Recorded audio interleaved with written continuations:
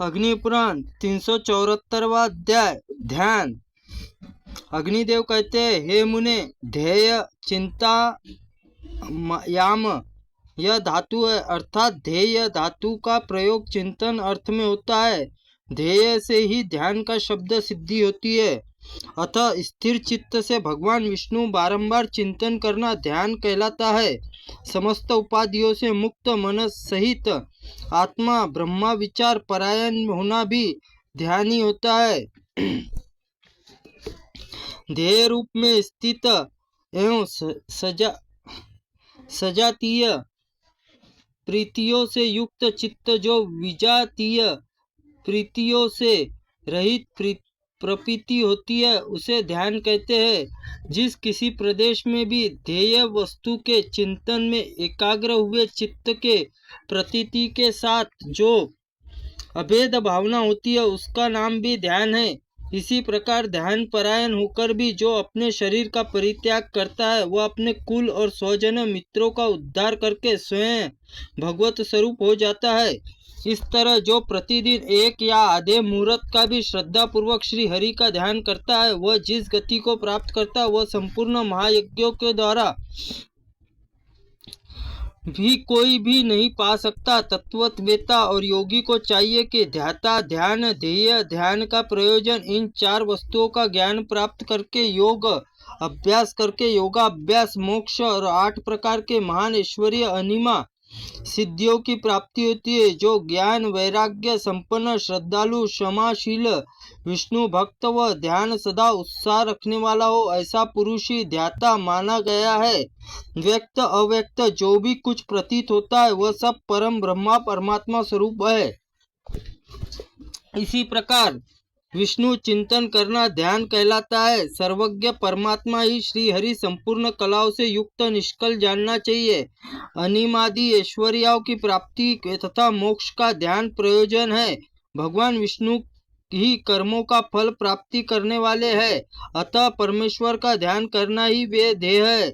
चलते फिरते खड़े होते सोते जागते आँख खोलते आँख मिचते समय शुद्ध या अशुद्ध अवस्था में निरंतर परमेश्वर का ध्यान करना चाहिए।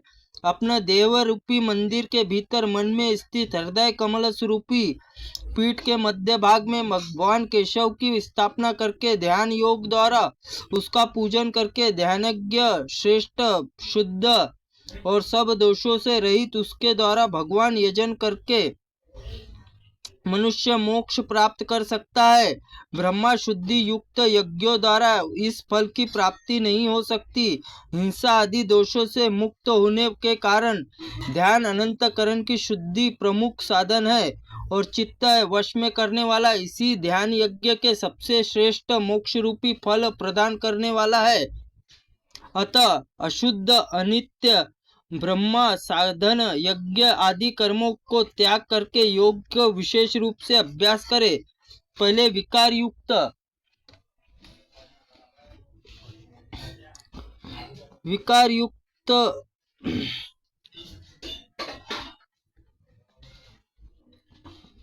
अव्यक्त व्यक्त और भोग्य से युक्त तीनों गुणों से क्रमश अपने हृदय में ध्यान करे। तमोगुण रजोगुण आच्छादित करके रजोगुण सत्वगुण आच्छादित करे।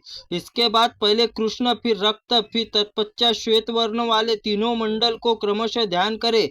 इसी प्रकार जो गुणों को ध्यान बताया गया वह अशुद्ध देह है उसका त्याग करके शुद्ध देह चिंतन करे। पुरुष आत्मा सत्वोपाधिक गुणों से अतीत 24 तत्वों से परे 25वां तत्व है। यह शुद्ध देह है।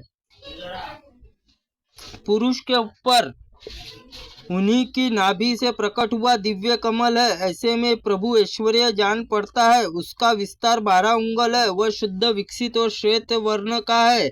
उसका मृणाल 8 उंगल का है। कमल 8 पत्तों की अनिमा और 8 ऐश्वर्य को जानना चाहिए। उसकी कर्णिमा में केसर ज्ञान नाल उत्तम वैराग्य है। विष्णु धर्म ही उसकी जड़ है। इस प्रकार कमल चिंतन करे। धर्म ज्ञान और वैराग्य कल्याणमय ऐश्वर्य स्वरूप उस श्रेष्ठ कमल को जो भगवान आसन है वह जानकर मनुष्य सब दुखों को छुटकारा पा जाता है। उसे कमल कर्णिका मध्य भाग में अकोरडमय ईश्वर का ध्यान करें। उनकी आकृति शुद्ध दीपशिखा दीप्तिमान अंगूठे के बराबर है। वे अत्यंत निर्मल है। कबंध पुष्प के समान उनका गोलाकार स्वरूप तारा की भांति स्थित है अथवा कमल के ऊपर प्रकृति पुरुष से अतीत परमेश्वर विराजमान है। ऐसा ध्यान करे जो परम अक्षर वाला ओंकार निरंतर जप करता रहे। साधक को अपने मन में स्थिर करने से पहले स्थूल का ध्यान करना चाहिए, फिर क्रमशः मन में स्थिर हो जाने पर सूक्ष्म तत्वों का चिंतन लगाना चाहिए। अब कमल आदि का ध्यान दूसरे प्रकार से बतलाया जाता है। नाभि के मूल और स्थित में जो कमल नाल है उसका विस्तार 10 उंगल का है। नाल के ऊपर अष्टकमल है जो 12 उंगल का विस्तृत है। उसके कर्णिका में केसर, सूर्य, सोम, अग्नि 3 देवता मंडल है। अग्नि मंडल के भीतर शंख, चक्र, गदा, पद्म धारण करने वाले चतुर्भुज विष्णु अथवा 8 भुजाओं से युक्त भगवान श्री हरि विराजमान है। अष्टभुज भगवान के हाथों में शंख, चक्र, अदिति इत्यादि शांगुर, धनुष, अक्षमाला, पाश, रक्ष, अड़कुश शोभा पाते हैं। इसमें श्री विग्रह वर्ण श्वेत स्वर्ण समान दीप्त है। वृक्ष स्तर श्री वत्स चिन्ह से कौस्तुभ मणि शोभा पा रहे हैं। गले में वनमाला सोने का हार है। कानों में मकराना कुंडल जगमगा रहे हैं। मस्तक पर रत्नमय उज्जवल किरीट सुशोभित है। श्री अंगों पर पीताम्बर शोभा पाता है। यह सब प्रकार के आभूषणों से अलंकृत है। उसका आकार बहुत बड़ा अथवा छोटा व्यक्ति का है। जैसे इच्छा हो वैसी छोटी बड़ी आकृति ध्यान करना चाहिए। ध्यान के समय ऐसी भावना करे, ज्योतिर्मय ब्रह्मा हूँ, मैं ही नित्य स्वरूप प्रणव स्वरूप वासुदेव संज्ञक परमात्मा हूँ। ध्यान में थक जाने पर मंत्र का जप करे और जप से थकने पर ध्यान करे। इसी प्रकार जो जप और ध्यान आदि में लगा रहता है उससे ऊपर भगवान विष्णु शीघ्र प्रसन्न होते हैं।